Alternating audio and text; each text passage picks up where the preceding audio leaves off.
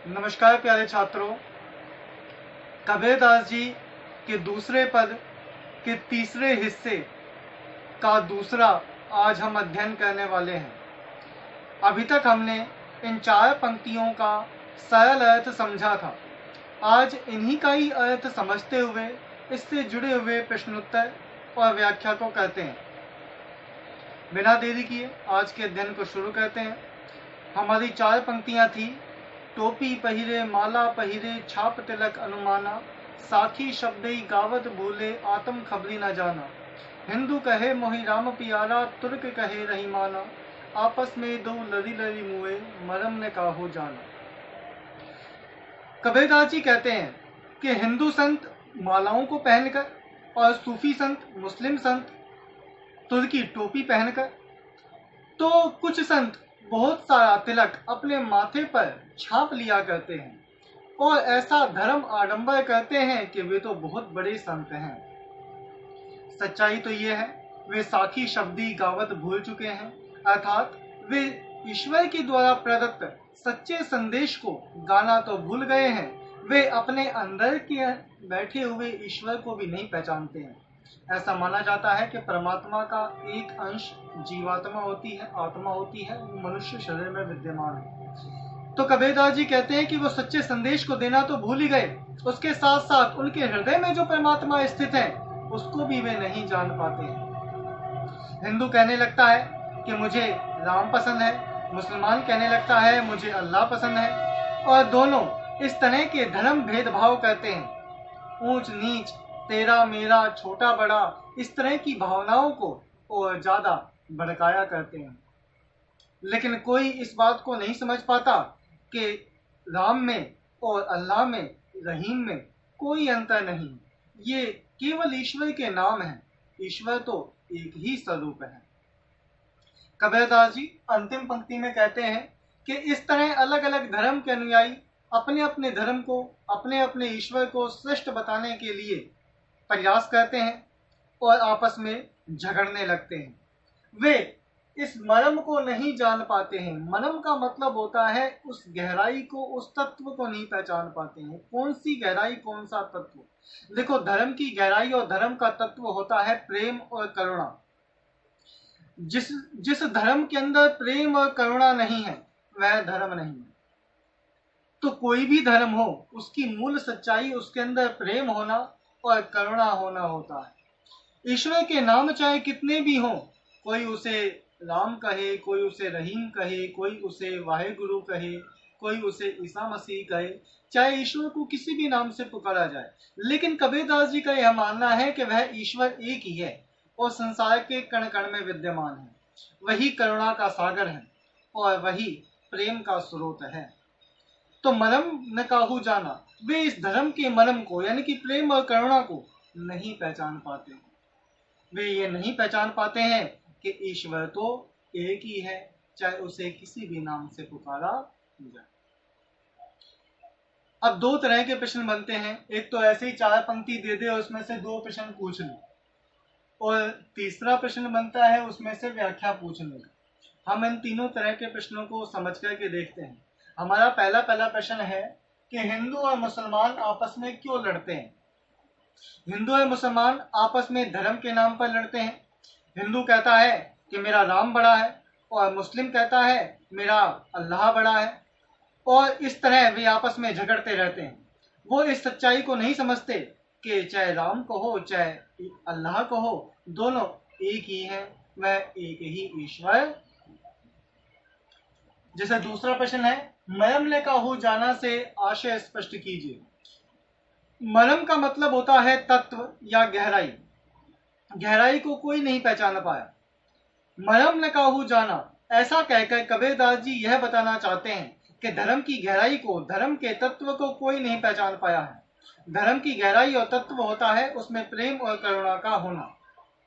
जिस धर्म में प्रेम और करुणा नहीं है वह धर्म नहीं है, और ऐसा धर्म उस ईश्वर के द्वारा एक ही प्रदत्त है और वह ईश्वर भी एक ही है।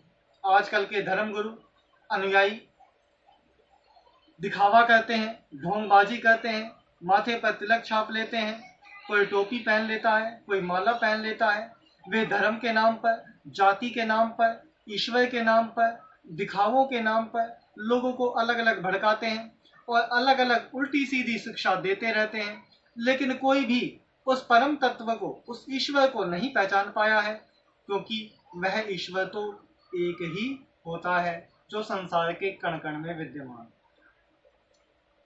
एक बार पुनः बताता हूं। प्रश्न है, मरम न काहू जाना से क्या आशय है।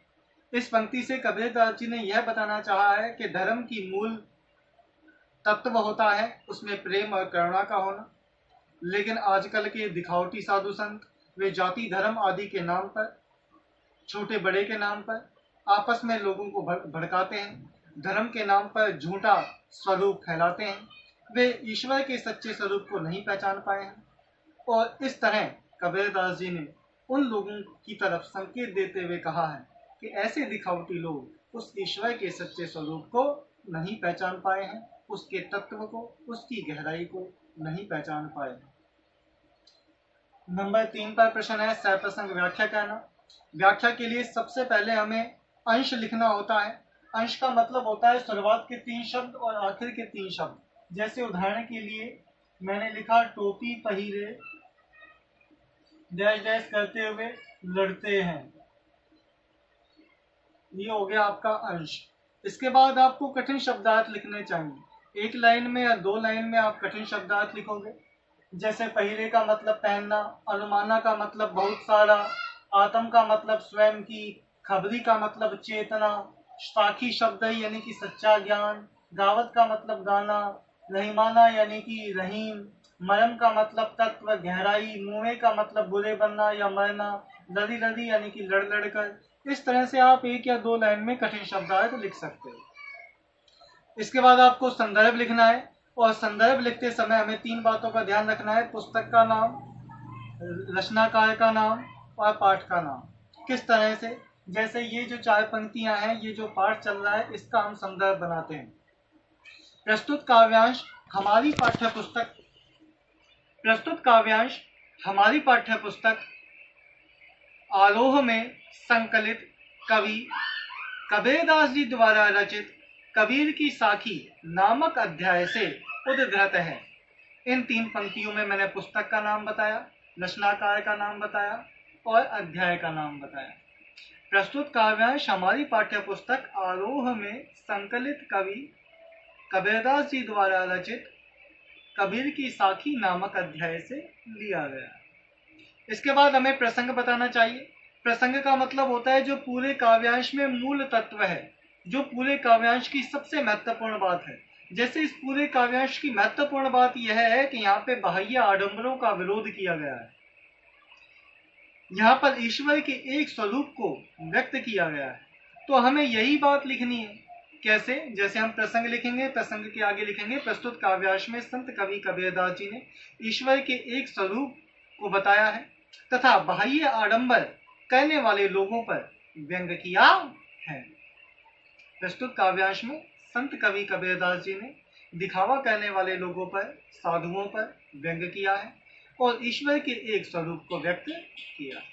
ये इसका प्रसंग हो गया। इसके बाद हम इसकी व्याख्या करना शुरू करेंगे और व्याख्या करते समय हम प्रारंभ करेंगे कि प्रस्तुत काव्यांश में संत कवि कबीरदास जी ने दिखावा करने वाले साधुओं पर व्यंग करते हुए कहा है कि हिंदू साधु तो कहते हैं कि उन्हें राम पसंद है, मुस्लिम साधु कहते हैं उन्हें रहीम पसंद है, और वे आपस में अपने अपने धर्म को बड़ा बताने के लिए, अपने अपने ईश्वर को बड़ा बताने के लिए झूठ खूंट फैलाते रहते हैं और इसके कारणवश हिंदू और मुस्लिम आपस में लड़ता और झगड़ता रहता है। वे दोनों ईश्वर के स्वरूप को, उसके महत्व को अभी तक नहीं पहचान पाए। कोई अपने मस्तक पर बहुत सारा तिलक छाप लेता है, कोई तुर्की टोपी लगा लेता है, कोई गले में बहुत सारी मालाएं पहन लेता है और इस तरह वे अपने अपने अनुयायियों को धर्म की झूठी शिक्षा बांटते रहते हैं। वे ईश्वर के सच्चे संदेश को गाना तो भूल गए, अपने अंतः स्थित उस ईश्वर को भी नहीं पहचान पाए हैं। हिंदू राम राम कहता है और मुस्लिम अल्लाह अल्लाह कहता है और इस बात पर आपस में लड़ते रहते हैं। कोई भी इस की गहराई को नहीं समझ पाया है कि हर धर्म की गहराई होती है प्रेम और करुणा होना। जिसमें प्रेम और करुणा नहीं है वह धर्म भी नहीं है।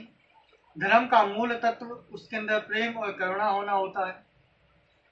लेकिन आजकल के जो दिखावटी साधु और संत हैं वो इस तत्व को नहीं पहचानते हैं।